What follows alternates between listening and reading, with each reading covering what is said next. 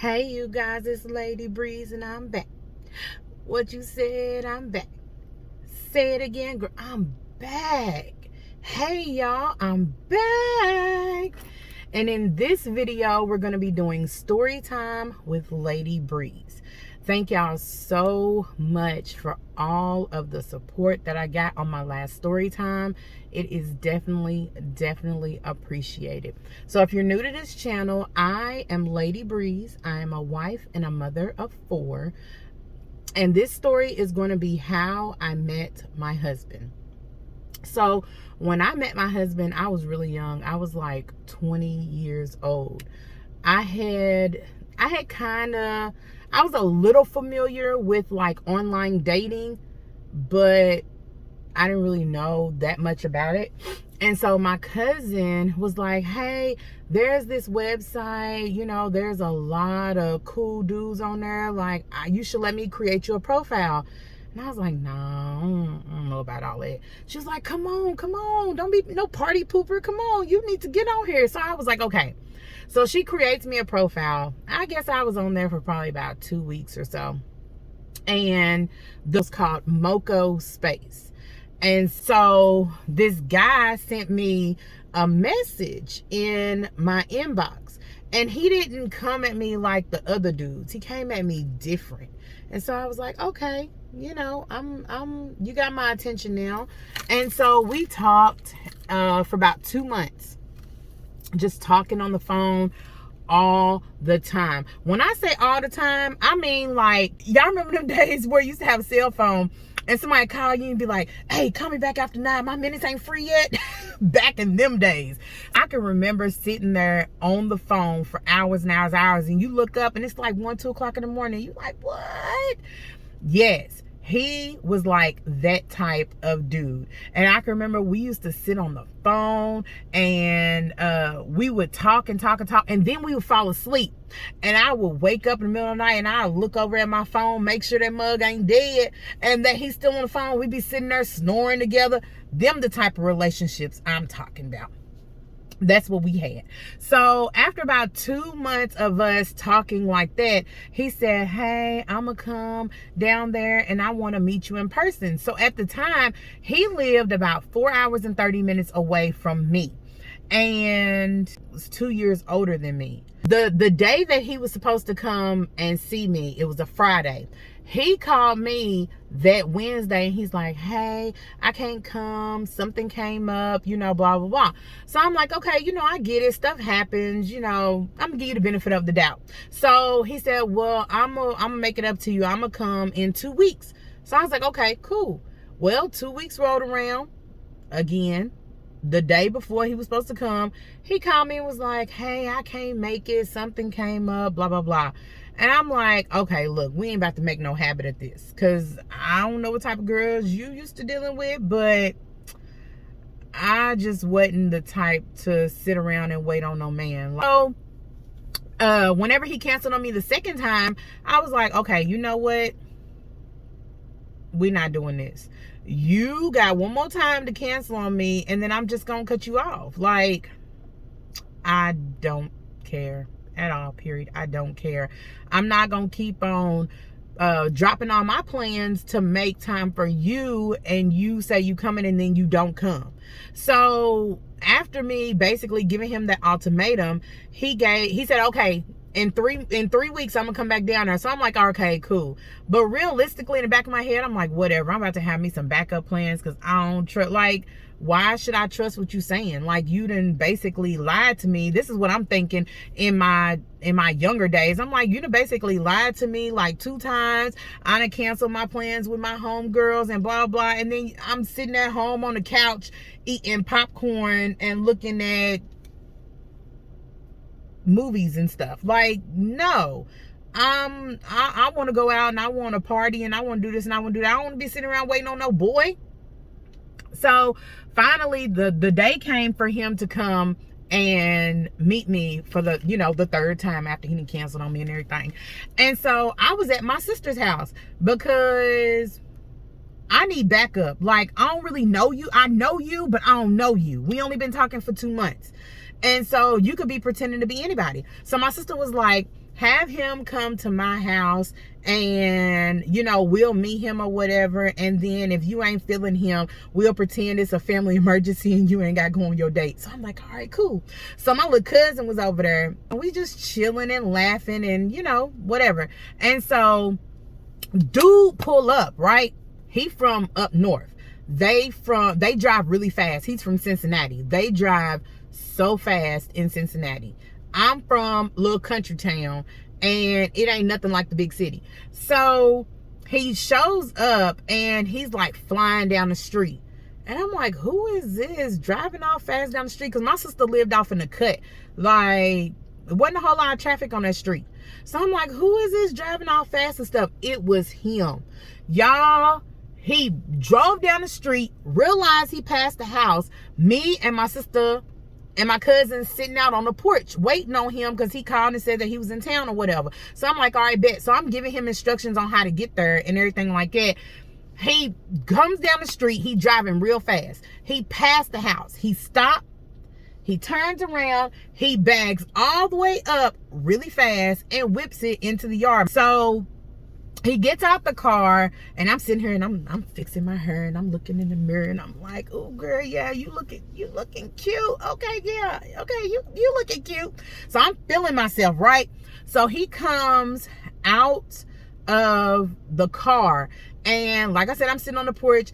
I'm expecting him to come to the front porch, you know, introduce himself. Hey, I'm so-and-so, you know, nice to meet you, blah, blah. Give me a hug or something. Y'all, why bruh pulls up, gets out the car, pops his trunk. So I'm like, okay, you know, maybe he done got me a gift, some flowers or something. Y'all, he popped the trunk and pulled out some duct tape.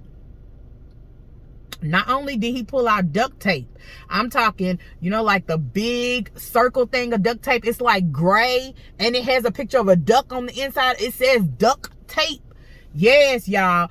Pulled out a roll of duct tape. Then, this how he did it. He pulled it out. Make sure I ain't got my address on here. He pulled it out. He ripped a piece off and then he went with his teeth. At this point, my sister and my cousin was like, homeboy is crazy. You not going nowhere with him. He gonna take you off somewhere and he gonna tie you up in the woods and we ain't gonna never see you again. And I'm like, but he kind of working that duct tape though. Like, he a little bit crazy, but he working that duct tape.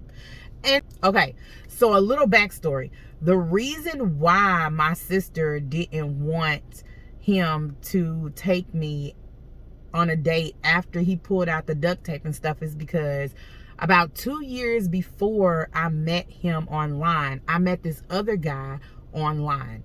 Anyways, he showed up. I gave him the address of a vacant property down the street from my house. And so he showed up. And I'm standing on the porch of this abandoned house trying to pretend it was mine because I was a genius. Yeah, right.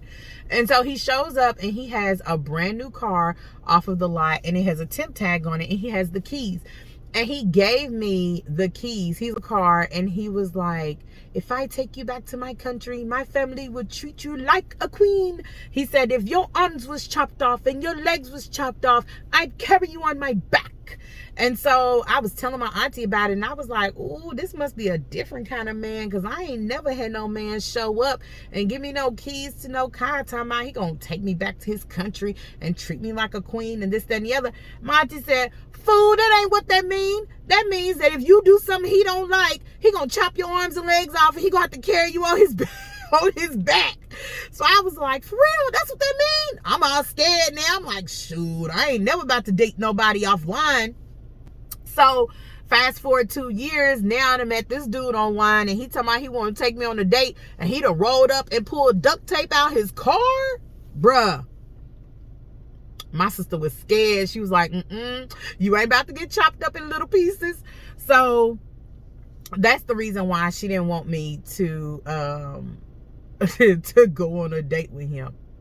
So what happened was on his way down there, somebody sideswiped his car and knocked his mirror off. But He hadn't told me that yet. Like, I didn't know. So I'm like, you just roll up and you pop the trunk, you get this duct tape, like, I kind of like it.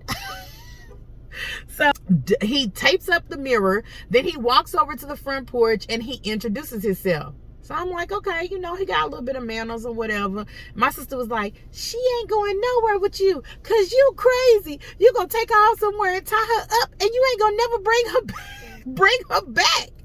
So he was like, no, that ain't how this is. And so he explained to us what happened with his mirror. So I'm like, okay, you know, I believe him. So I'm like, okay. So my sister was like, you ain't going. I'm like, yeah, I am. Like, I like this level of crazy. This is my type of crazy and I want to go because I mean, I'm invested. At this point, I'm invested. He could have said, man, baby, let's go to the moon. And I'd have been like, shotgun. Like, I was intrigued, y'all. I was so intrigued. And so we get in the car and we had dinner reservations. So we go to dinner and we eat. And the whole time we just like conversating. And I'm just sitting here and I'm just staring at him. And y'all, this man was just fine. I was just like, Ain't no way you about to roll up out of here and not take me with you. Like, bruh, I want this right here. I want that one. After we left the restaurant, we went to like this little park and we sitting there and we just talking. And I know y'all like, it ain't that much to talk about in the world. Baby, you could talk about the yellow stripes in the middle of the highway and it would seem like the best conversation ever. It's something about that chemistry. When it's the right person, that chemistry, I mean, I'm telling you, it is everything. And so after our date, he goes back home and he said, I'm gonna come back in 2 weeks. So I'm like, okay, all right, you're gonna come back in 2 weeks. Literally, he came back in 2 weeks. He came back every 2 weeks from July until October. And then in October, he said, I'm gonna marry you. I was like, oh, you are? You gonna marry me for real? So we about to get married and it's about to be forever, baby. It's gonna be forever. He went and got us an apartment. And so when he called me and told me that he had got us an apartment and that he had to go and pick up the keys, he said, I'm gonna come and I'm gonna get you and bring you back up here so you can see it, so you can see if you like it or whatever. So I'm like, okay, cool. So when he came to get me, I said, forget that. I don't care if it's a shack on side of the road. Child, I'm gonna make it a home. I packed up all my stuff and I moved to Beverly. In December, he was planning to come and get me. And we was like, well, we gonna move in together and then, you know, we'll get married and things like that. So December roll around and I tell my sister, you know, that I'm moving in with him or whatever. And I'm telling my parents that I'm getting married and I'm moving away and everything like that. And people was like, don't go up there. He not gonna marry you. You gonna get up there and you just gonna be living with him and blah, blah, blah, blah, blah. And I'm like, so if that's the case, then it is what it is. Like, at this point, I really didn't care because I just felt like I was too invested. Like, I'm ready to see where this thing gonna go. I got to ride it all the way out and see what's gonna happen. And so we moved in together. So a month and a couple days later, we decided, spur of the moment, okay, let's just go get married. So I called a friend of mine and I was like, we really want to get married, but we don't have none. She said, give me 4 hours. I'm like, 4 hours? Okay. She literally called me back at 7 o'clock. She said, I got you a preacher. I got you a place. She said, I got you 3 witnesses. All you got to do is show up. I was like, for real? She was like, yeah. So I was like, okay. So we get dressed or whatever, and we really about to do this. We is really about to do this. Like, about to get him. I'm like, oh, fine thing. Just, ooh, I'm about to get him. So we get dressed. We go over to the church. And the pastor, the minister is there. So here it is, 8:30 at night, and we finally say, I do. And I'm like, okay, this is what's up. Like, I'm about to make the best of this. I'm about to do whatever it takes to make this marriage successful because we had already agreed that divorce was not an option. We knew that we didn't want that for our children. We didn't want that for ourselves. It was not easy by any means necessary. There's plenty of times where I wanted to choke him, and I know it's plenty of times where he wanted to choke me too. But we did it. We made it work. And here we are about to celebrate 11 years of marriage.